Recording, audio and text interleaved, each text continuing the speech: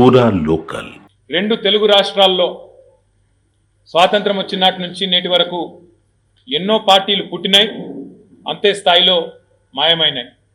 కానీ విజయవంతంగా 25 సంవత్సరాల పాటు నిలదొక్కున్న పార్టీలు కేవలం రెండు.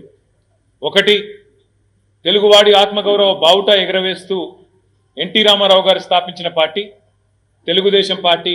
ఇవాళ ఆ పార్టీ ఆంధ్రాకి పరిమితమైంది, కొత్తగా ఏర్పడ్డ ఆంధ్రప్రదేశ్కి పరిమితమైంది. కానీ రెండవ పార్టీ స్వాతంత్రానంతరం మన తెలుగు రాష్ట్రాల్లో పుట్టి తెలంగాణ అస్తిత్వాన్ని, తెలంగాణ భాషను, తెలంగాణ యాసను, సంస్కృతిని, తెలంగాణ ప్రజల చిరకాల వాంఛను నెరవేర్చి స్వరాష్ట్రాన్ని సాధించి ఆకాశమంత స్థాయికి మన ఆత్మగౌరవాన్ని ఎత్తి చాటిన జెండా, గులాబీ జెండా, దాన్ని చాటిన నాయకుడు కేసీఆర్ గారు.